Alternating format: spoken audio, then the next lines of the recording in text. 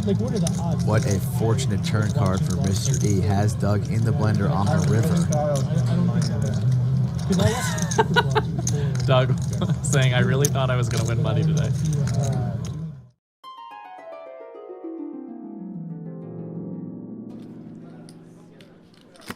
And Aaron makes the fold. And Dan's going to show it. What a bluff by Dan Zach. What a hand. Now, there's some pretty in-depth analysis that we could go through, but I'm not going to. Don't fold sets. It's not that hard. In fact, people already knew I was going to say this. Look at the top comment. All right, Jimmy L. You know me too well. He looks pretty agonized. Hey everyone, what's up? It's Nicky P. In this video, we're going to go over a really interesting multi-way pot from a stream at the lodge where Doug ends up making a big fold with a set. The concept of this video is really to think about, in terms of big folds, really where is my opponent pulling bluffs from, and does he have any at all on this line? Because in some spots you get to a river with a hand that in theory should be a call, but when you really think about it, your opponent has to dig really deep to find bluffs. And in these big 300 BB, I think they started 300 BB deep here, so it ends up being a 600 big blind pot. Some opponents may just not have enough bluffs for you to have the continues, and they have too much value. So that's kind of the idea here. So first, let's go over the hand and go over some multi-way concepts in general. The action is Doug's faces a raise from the hijack in a straddle game. He makes a button flat. So we know that's just like a normal low jack range in a non-straddle game, or in the straddle game, as you know. Starts with like the offsuit 10, so not a super tight range. And it ends up going 4 ways to the flop with the big blind and the straddle calling. And we get the ace 7-4 rainbow. So now just a little bit about c-bet mechanics in multi-way pots. The idea here is that when things shift multi-way, especially super deep stack, this one starts off 4 ways.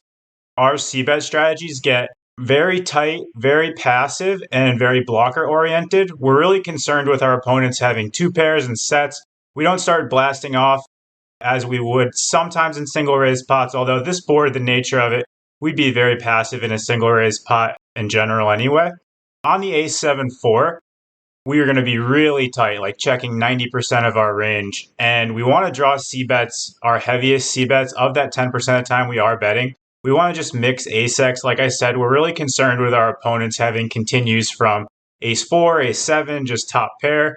Our weakest c-bets might be like a 4-5, a 7-6, and then a little bit of that stuff that interacts with the 7, like a 9-10, jack-10. We really don't want to be putting too much money in with our king-queen, queen-jacks. They have really bad removal, low equity hands, and this is just a spot we're pretty happy to check fold our air. Happy to barrel sometimes with those set blockers like a 7-6, 7-5, 4-5, and then some of the higher equity stuff like a 5-6. So as you'll see when we pull up the ranges in the solver in a minute, that c-bet range is really tight.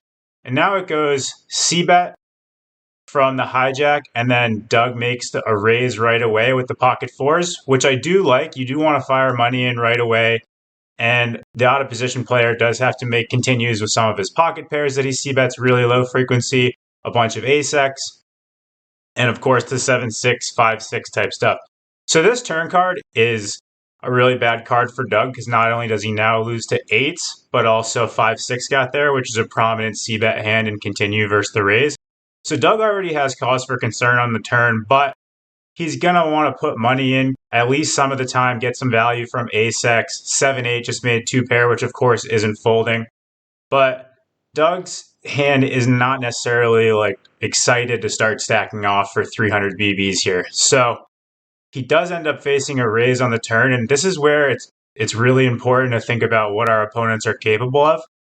On the ace 4-7-8 rainbow, now to have bluffs here, our opponent has to have c-bet 7-6, called our flop raise, and now check raise, or c-bet 4-5, 5-7, king 7, and made check raises with those hands as well. And then in addition to that, the 6-5 type hands might not necessarily be pure in theory on the turn to check raise. nor will maybe pocket sevens.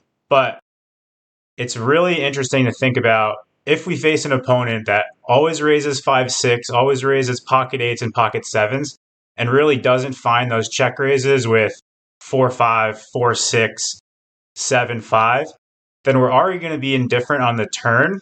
And then by the river, we're going to end up having a pure fold. So now Doug gets put all in on the river here, the total brick.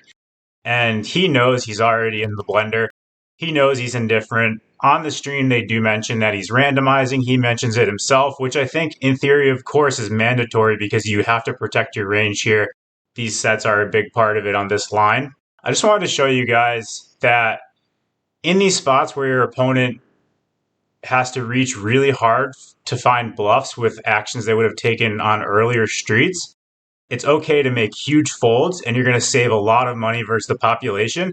And then if you're up against somebody sick, like if you're up against Doug yourself or somebody that's really capable of running a big one, maybe Brad, the toughest players in the game, then yeah, you've got to defend yourself. And I don't have an opinion on the hijack here. I'm not sure how capable he is.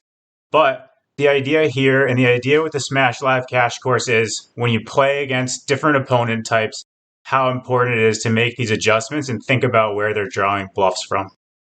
So I locked the c-bet strategy that should be a multi-way c-bet strategy, which is 90% check. Like we said, getting some of those c-bet bluffs from 7-6, 7-5, 6-5, 5-4. This is already an important part of the hand. If our opponent is checking these, checking the 7x, then he's going to already be deficient for turn bluffs because he won't have those bet calls on the flop. In any case, the c-bet strategy is not that important because it's just a huge mix and it's supposed to be super, super tight and passive. He does c-bet, and I assume if he c-bet this hand, he's doing it probably more often than this, but this is the equilibrium strat. Doug, of course, wants to start firing money in with the fours. It's the same idea. He needs to pull bluffs from the same place, 7-6, all the matching combos to his sets.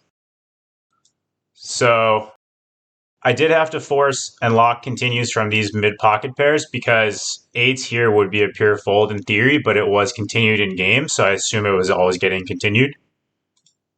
Now we face the 8 turn, which is really a scary card for Doug's range if our opponent has a tight continue. And as you can see it already, in theory, he doesn't want to put in money a ton of the time. Some around half. I mean, goofy suit stuff going on that depends on OOP's c-betting range. But in any case, when we do bet and we use Doug's size, this is the check raise range that's supposed to happen in theory here. And this is what's really important in tight range spots and really important to hammer it down in game and think, is this guy really doing this to me right now? Did he really c-bet 7-6 and then check raise me nearly pure on the turn? Did he do it with 7-5?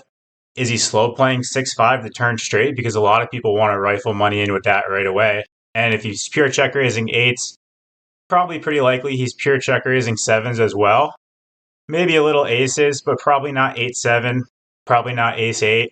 And the king-7 bluff is probably just out of there, right? So versus that check raise range, obviously we have a pure call with 4s.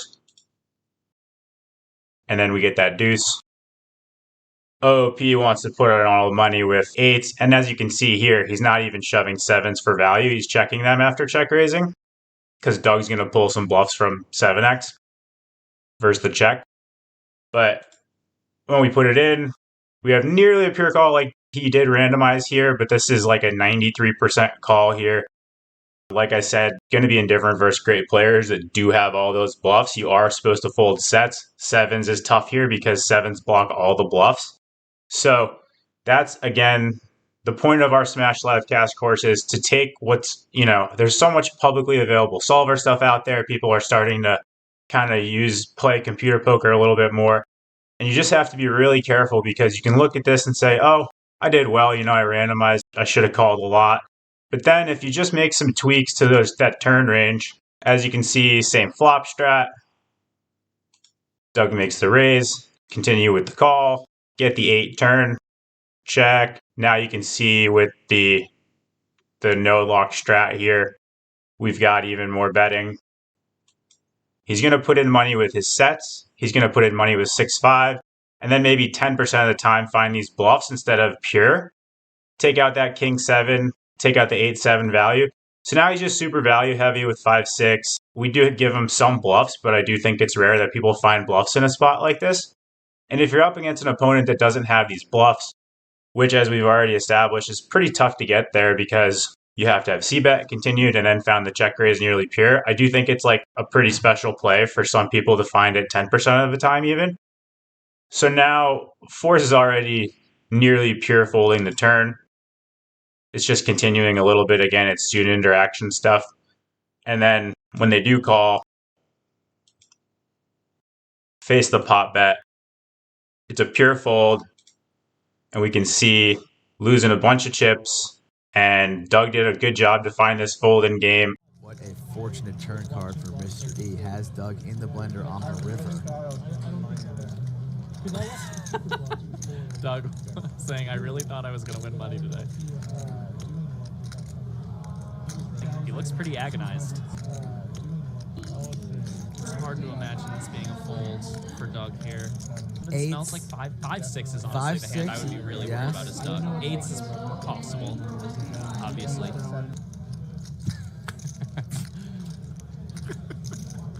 Looks like Doug's gonna randomize. I thought he said I have to occasionally call, but mainly fold, which means he's probably gonna flip a coin or something to decide. All right, Doug's 33% to call here. He's gonna look at the orientation of his chip, I believe, and decide based on that. He's decided to call 33% of the time. And he rolled a fold. What a fold. What a fold. What a fold.